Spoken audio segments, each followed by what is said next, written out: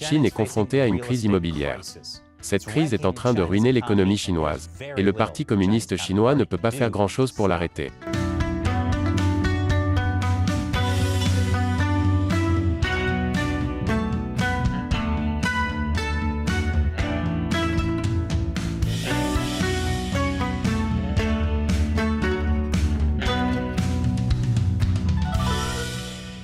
Bienvenue sur Chine non censurée. Je suis Chris Chappell. La crise de l'immobilier en Chine s'aggrave. Si grave qu'elle a un effet d'entraînement majeur sur de grands segments de l'économie chinoise. Il y a des protestations. Beaucoup de protestations. Les gens en Chine boycottent leurs paiements hypothécaires. Nous reviendrons sur ces protestations un peu plus tard. Tout d'abord, voici le contexte des événements. Les gens ont acheté des maisons alors qu'elles étaient encore en construction, principalement des appartements dans de grands complexes comme celui-ci. En réalité, c'est plutôt comme ça. Pendant des années, les promoteurs immobiliers n'ont pas eu à se soucier du financement. L'accès au crédit était facile, et environ 90% des nouvelles maisons étaient prévendues.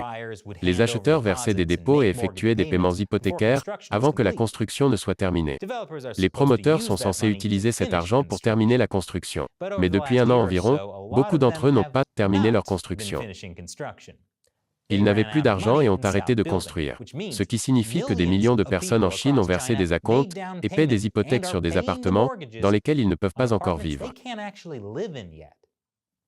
Les gens sont souvent incités à acheter un nouvel appartement après avoir visité une exposition et regardé des modèles. Oui, des modèles, mais aussi des mannequins. Parce que certains promoteurs immobiliers utilisaient des tactiques, telles que faire défiler des femmes en lingerie pour vendre des appartements. Oui, vous pouvez faire confiance à une société qui exploite les femmes d'être totalement honnête lorsqu'elle vous vend une maison. Mais les promoteurs immobiliers de Chine ont arrêté la construction de nombreux complexes d'appartements à mi-chemin et pourraient ne jamais les terminer. Les raisons en sont complexes. Voici la version simple.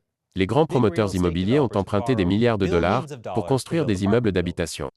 Ils ont emprunté une partie de cet argent en pré-vendant des unités à des acheteurs de maisons ordinaires. Mais ils ont emprunté la plus grande partie de cet argent auprès de banques et d'investisseurs privés et en émettant des obligations à des étrangers. L'un des grands promoteurs s'appelle Evergrande. Il a emprunté plus de 300 milliards de dollars. Mais toute cette dette a laissé Evergrande surendetté, comme le gars qui a utilisé 19 cartes de crédit différentes pour acheter un Core Blox Desk Speaker dans Roblox et qui a ensuite réalisé qu'il ne pourrait peut-être pas rembourser ses cartes de crédit. Evergrande a commencé à manquer d'argent à la fin de l'année 2021.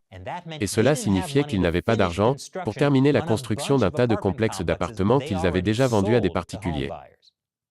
En février, Evergrande avait promis de terminer la construction de 600 000 nouveaux appartements en 2022. Mais maintenant, cela ne risque pas d'arriver. Et le gouffre continue de s'élargir, car il s'avère qu'Evergrande a encore plus de dettes cachées, dont les investisseurs n'étaient même pas au courant. Et il n'y a pas qu'Evergrande. Beaucoup d'autres grands promoteurs ont le même type de problème financier. Ils ne peuvent pas terminer les projets qu'ils ont commencés. Un peu comme moi, avec ce puzzle de Taco Cats in Space qui traîne, inachevé, dans le coin de mon salon depuis 2 mois de pandémie. Et il n'y a pas beaucoup d'espoir à l'horizon.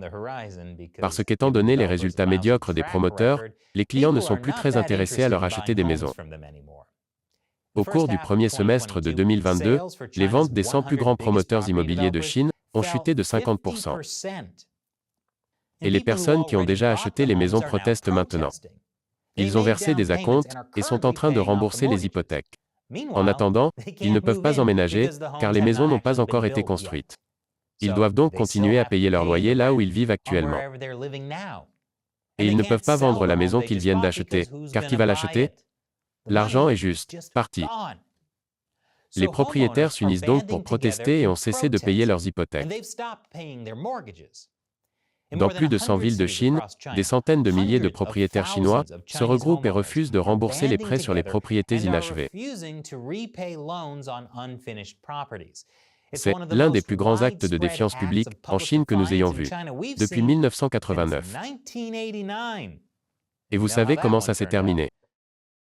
Selon une estimation, les boycotts pourraient affecter environ 222 milliards de dollars de prêts immobiliers, soit à peu près 4% des prêts hypothécaires en cours en Chine. Mais les problèmes causés par les promoteurs chinois, qui ne remboursent pas leurs dettes, sont en réalité bien plus importants que ces protestations. Et ces problèmes commencent à avoir un énorme effet d'entraînement, qui pourrait détruire de nombreux autres pans de l'économie chinoise. Plus d'informations à ce sujet après la pause. Bienvenue à nouveau. Les grands promoteurs immobiliers ont tout simplement arrêté la construction de milliers de complexes d'appartements dans plus d'une centaine de villes chinoises, car ils n'ont plus d'argent.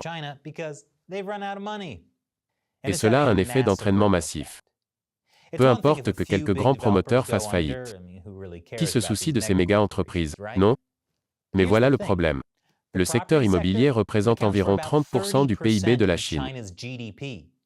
Et une tonne d'autres entreprises sont liées au développement immobilier. L'arrêt de la construction nuit aux grandes entreprises qui fabriquent du ciment, de l'acier et des équipements.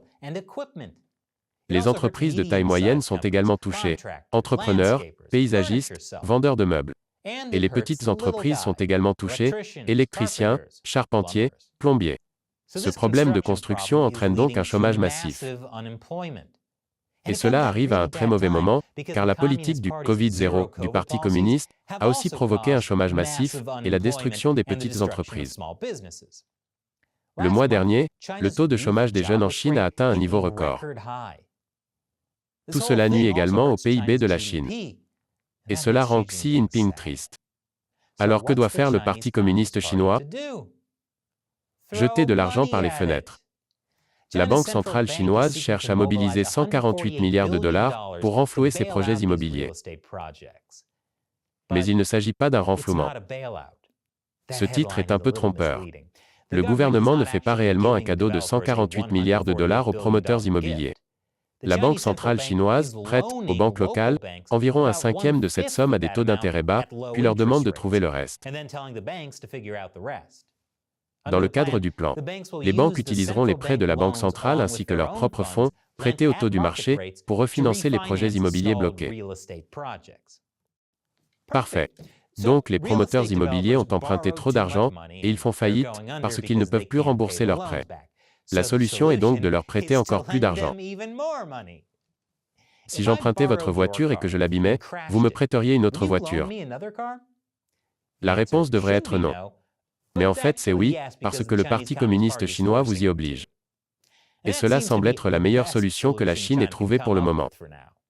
Ces complexes d'appartements, ceux dont les gens ont déjà acheté certaines unités, doivent être terminés. Parce qu'en fin de compte, c'est en vendant des unités que les promoteurs génèrent des revenus. Tout le reste n'est qu'emprunt. Et les promoteurs ne peuvent pas vendre de logements s'ils ne peuvent pas finir de les construire. Je sais, on dirait que tout le monde est dans une situation difficile. Donc, pour faciliter au maximum l'obtention de prêts à faible taux d'intérêt par les promoteurs, la Banque centrale chinoise a réduit les taux d'intérêt de 10 points de base. Réduire les taux d'intérêt signifie que les banques peuvent prêter de l'argent plus facilement. C'est une bonne chose si les autorités veulent relancer rapidement l'activité de prêt. Mais cela va également provoquer son propre effet d'entraînement.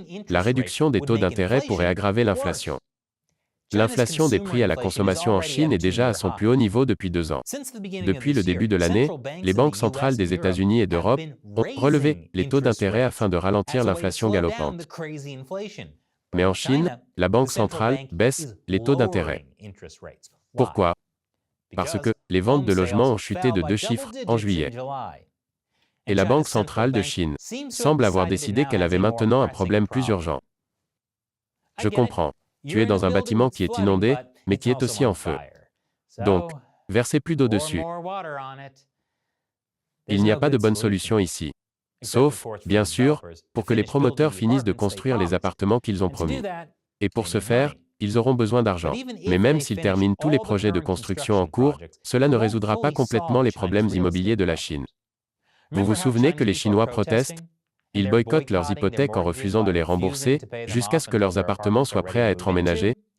Eh bien, en Chine, vous ne pouvez pas protester sans conséquences. Parfois, ces conséquences sont la police qui vous tabasse un peu.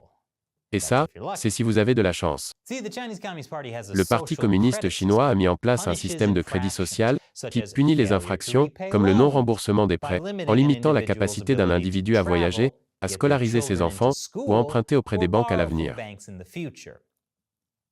Ainsi, les personnes qui ont cessé de payer leurs prêts hypothécaires pourraient ne plus pouvoir emprunter à l'avenir. Et ils pourraient même être punis en se voyant interdire d'emménager dans les appartements qu'ils ont commencé à payer. Et ils pourraient aussi perdre leurs acomptes. Et l'effet d'entraînement de cela est que ça va nuire aux futures ventes de maisons en Chine. Il n'y aura pas autant de personnes désireuses ou capables d'obtenir des prêts hypothécaires.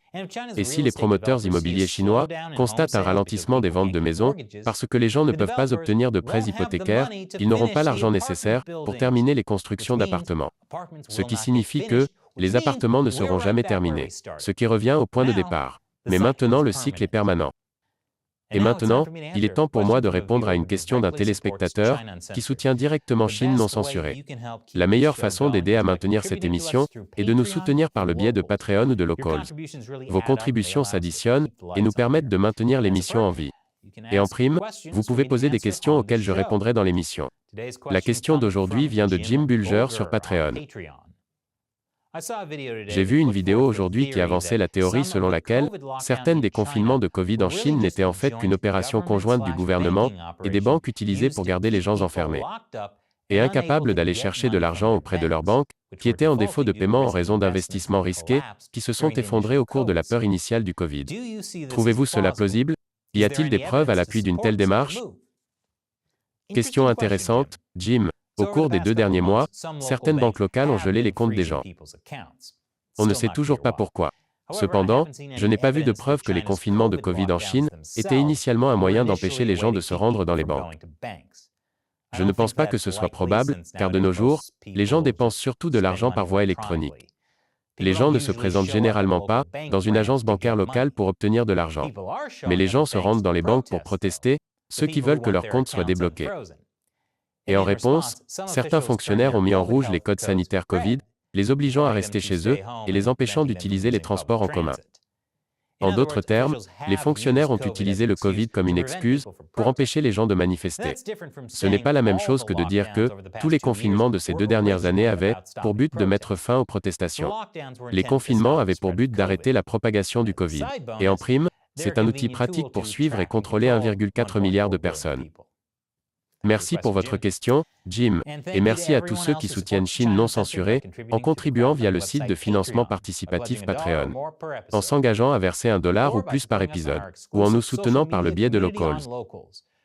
Je suis Chris Chappell. Merci d'avoir regardé Chine non censurée.